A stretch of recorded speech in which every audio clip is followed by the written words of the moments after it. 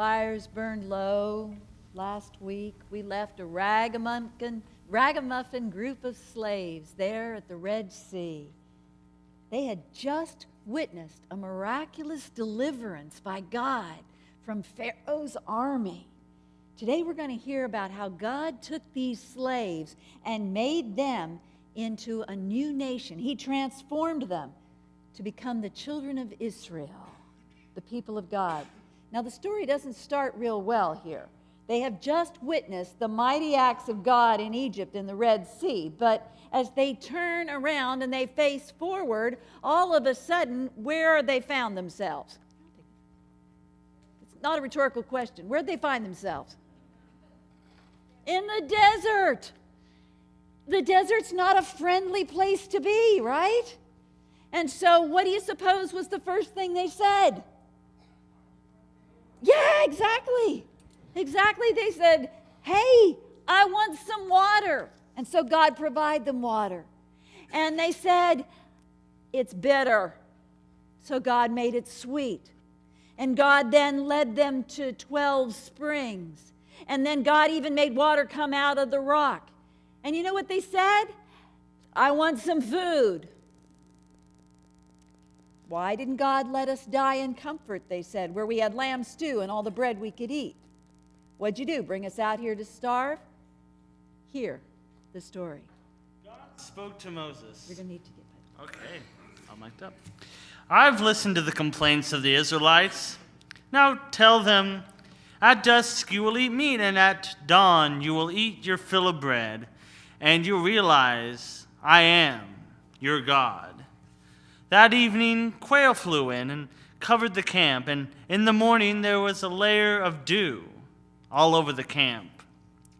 When the layer of dew had lifted, there on the wilderness ground was a fine, flaky something, fine as frost on the ground. The Israelites took one look at that and they said to one another, Manu, which means, what's that? So Moses told them, it's the bread of God has given you to eat. And these are God's instructions. Gather enough for each person, about 2 quarts per person. Gather enough for everyone in your tent.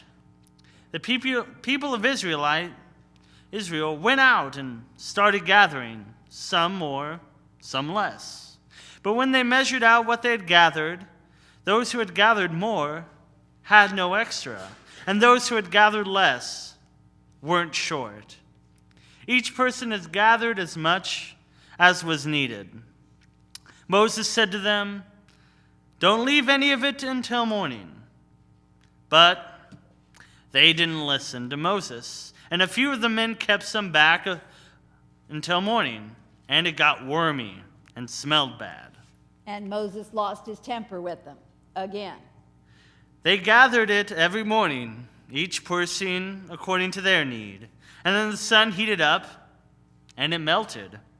And on the 6th day they gathered twice as much bread, about 4 quarts per person. And the leaders came and reported this to Moses. Moses said, this is what God was talking about. Tomorrow is the day of rest, a holy Sabbath to God. Whatever you plan to bake, bake today. And whatever you plan to boil, boil today. And then set aside the leftovers until morning. They set aside what was left until morning, as Moses had commanded. It didn't smell bad, and there were no worms in it. Moses said, now eat it. This is the day, a Sabbath for God. You won't find any of it on the ground today. Gather it every day for 6 days, but on the 7th day is Sabbath. There won't be any of it on the ground.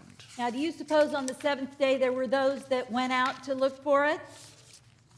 Yeah, there were. Did they find anything? No, they didn't. So God said to Moses, how long are you going to disobey my commands and not follow my instructions? Don't you see that God has given you the Sabbath? So on the 6th day he gives you bread for 2 days. So each of you stay home. Don't leave home on the 7th day. So The people quit working on the seventh day. Isn't that amazing? In the midst of God's people doing nothing but complaining and questioning, God's still with them and providing. That's amazing. When the Amalekites attacked them at Rephidim, God was there to protect them. When they grew weary, God sustained them. You know, if you've ever wondered, what do you have to do to earn God's love? Apparently nothing. This story lets us know that God is going to remain faithful to us no matter what. As Moses went up to meet God, God called down to him from the mountain, "Speak to the house of Jacob. Tell the people of Israel, you've seen what I did to Egypt and how I carried you on angels' wings and brought you to me. If you will listen obediently to what I say and keep my covenant, out of all the peoples, you'll be my special treasure. The whole earth is mine to choose from, but you're special. A kingdom of priests, a holy nation. This is what I want you to tell the people of Israel." And when he did, the people were unanimous in their response. They said, "Everything God says, we will do." And God told Moses, "Get ready."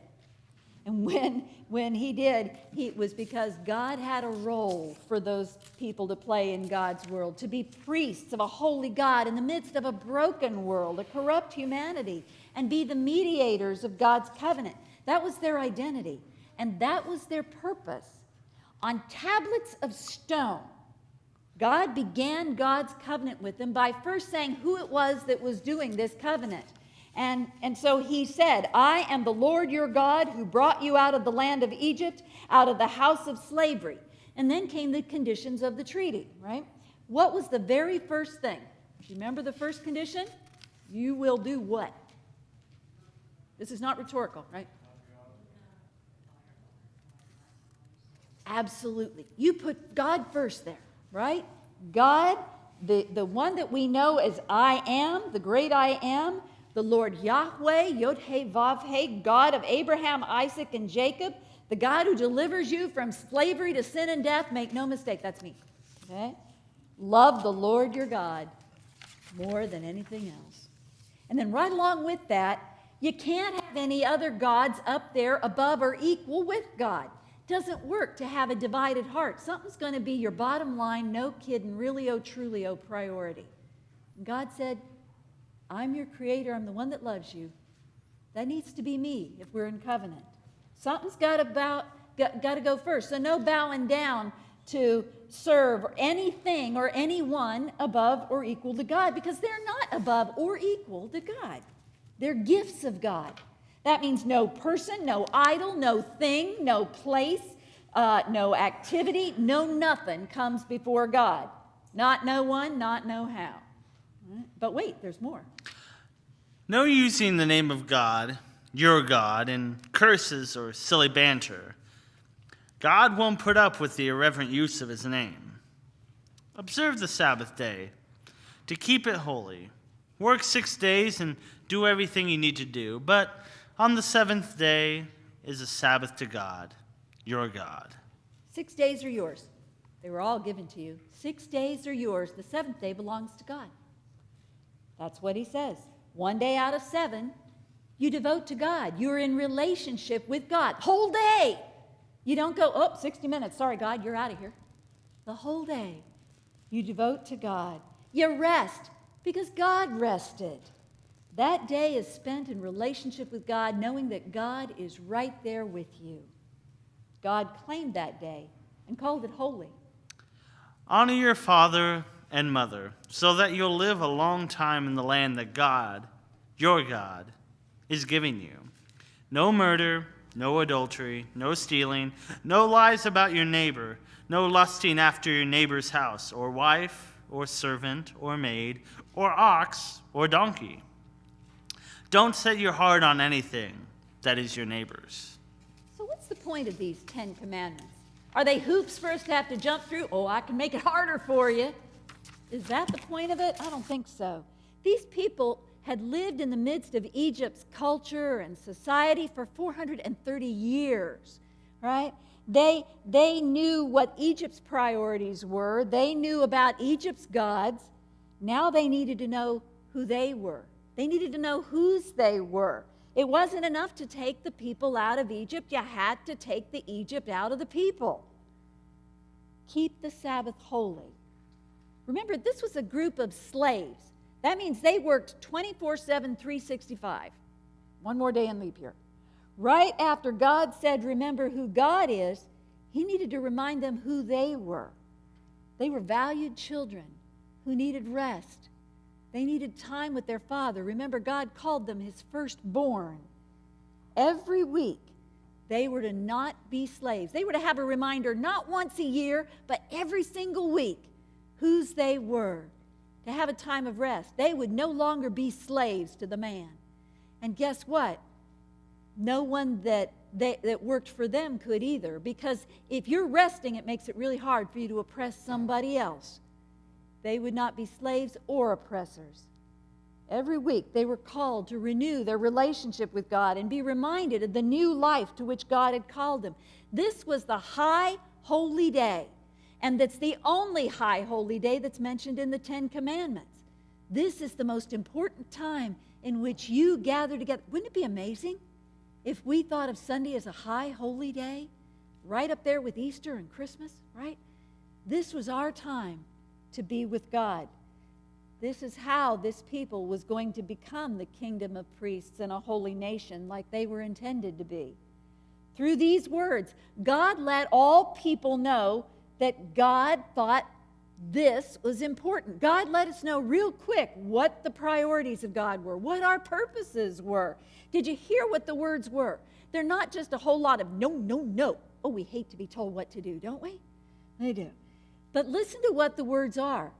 They're about honor, they're about value, and they're about respect. Every one of them.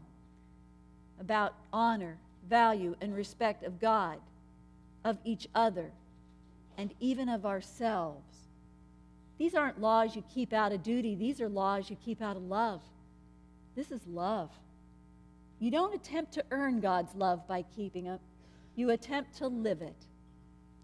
It shapes and it frames our identity. It's who we say we are and who we want to be. It shapes what God thinks we need to be in terms of not individuals, but of community, as a people, as a nation under God. That was the beginning. In these first 5 books of Moses. Now, we know some different names. Some of you may have heard the Greek or the Hebrew name. Anybody know what else we called these first 5 books of God, of Moses? Pentateuch is the Greek word. Torah. Good job. Who said that? You rock. Good job. Okay. Pentateuch, Torah, that's the Hebrew word. The first 5 books. What are the first 5 books of the Bible? First is, you went to Sunday school. Genesis, Exodus, Leviticus, Numbers, Deuteronomy. All right, good. The first 5 books of Moses, the first 5 books of the Bible. And in there, you know what you're going to find over and over? Oh, yeah, a bunch of law.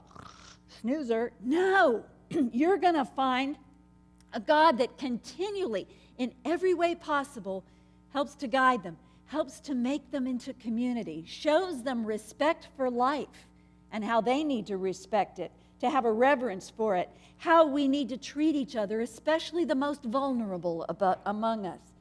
And how we treat them is going to reveal just how faithful we are to that covenant that we've made with God, and whether we're participating in God's mission or not. God is faithful, and God shows us that over and over again. God's faithful always. God's people, not so much.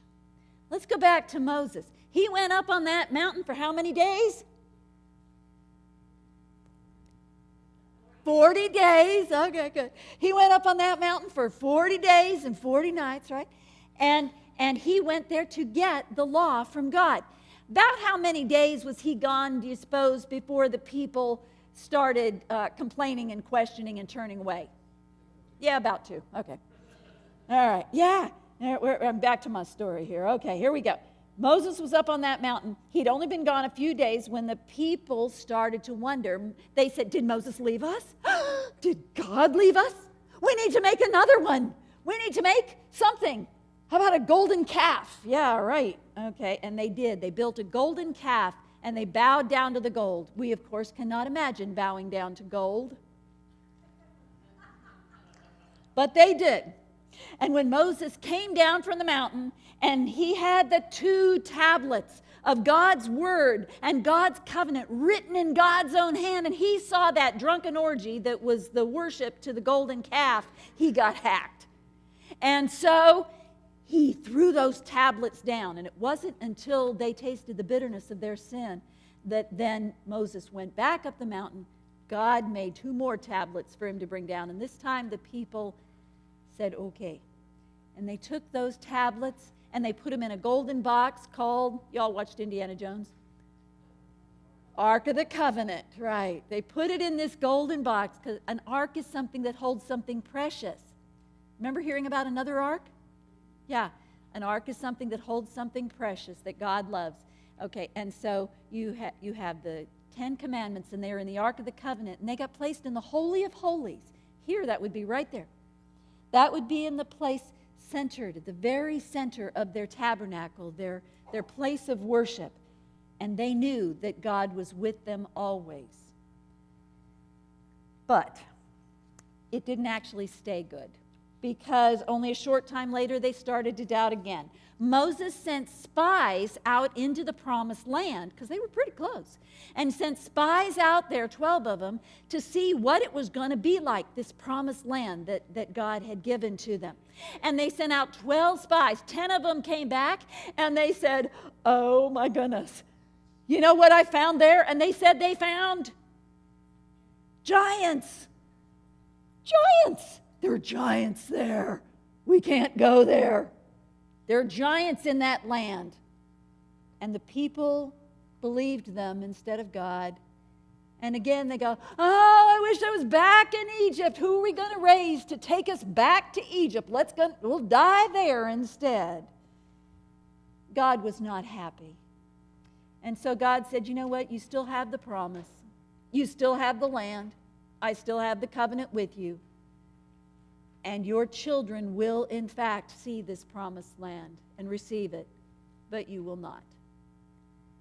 And so they wandered in the wilderness there. They were so close. For 40 years, until every one of that generation had died off. And their children were the ones who were able to enter the promised land. So let's go back to where we were at the beginning. Moses leaning on that staff. And he's facing these children who have known nothing but the desert. And he's going to give them a last word, because he knows that he has also disobeyed God. And so Moses himself is not going to be able to enter the promised land. What will he say to them? Here are his words. And now, O Israel, listen to the law which I am teaching you to perform, in order that you may live and go in and take possession of the land which the Lord, the God of your fathers, is giving you.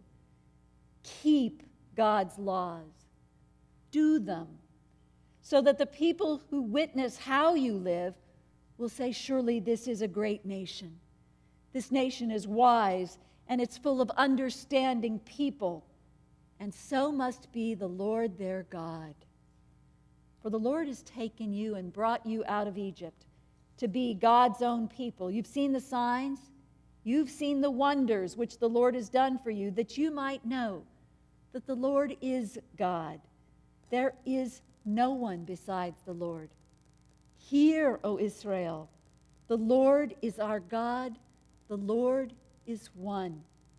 And you shall love the Lord your God with all your heart, with all your soul, and with all your might. And these words, which I'm commanding you today, shall be on your heart, and you shall teach them diligently to your children.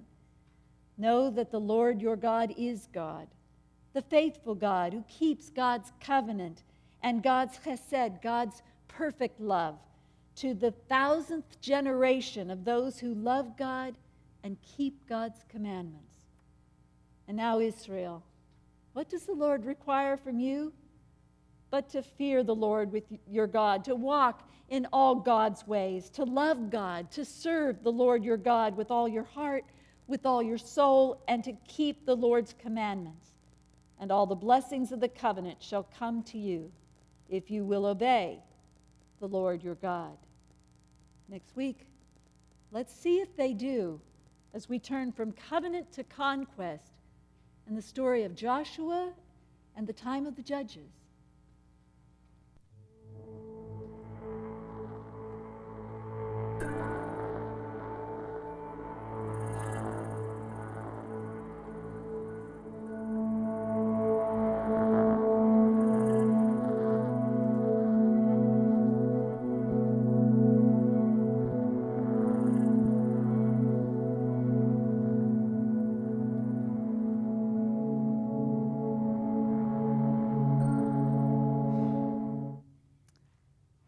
So for now, we close this portion of the story. We're going to close it with the blessing that God gave Moses and the blessing that people have received ever since they received it from Aaron, the first high priest. The Lord bless you and keep you. The Lord make his face to shine upon you and be gracious unto you. The Lord lift up his countenance upon you and give you peace. Amen.